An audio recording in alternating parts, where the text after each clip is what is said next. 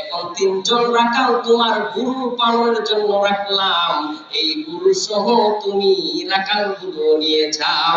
জবান খুলে বলেন না সুবহানাল্লাহ। আল্লাহর ইবাদত করলে আল্লাহ দিতে পারে কি পারে না?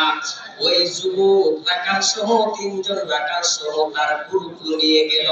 ওই তৃতীয় নাম্বারের যুবক মনে আসেনি গুহার মধ্যে যে বন্দী, ওই তৃতীয় নাম্বার যুবক বলতেছে, আল্লাহ এই কাজটা যদি তোমার সন্তুষ্টির জন্য করে থাকি গো, তাহলে তুমি এই পাথরটিকে গুহা থেকে সরিয়ে দাও। এই কথা বলার পরে সাথে সাথে আল্লাহ গুহা হইতে পাথরটিকে সরাইয়া দিল। তিনটা যুবক বাহির হইয়া গেল। জবান করে বলেন না আল্লাহু আকবার। মানুষ কই যায় রে দুনিয়া ছাড়িয়া, মসজিদের ওই পালকি আইলা দোলা দে সাজায়া, তারে জনমের লাগিয়া। ঠিক কিনা বলেন?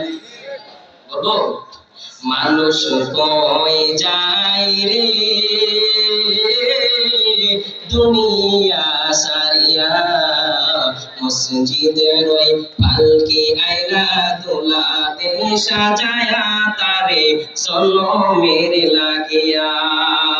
মসজিদের ওই পালকি আইলা দোলা দে সাজায়া, তারে জনমের লাগিয়া।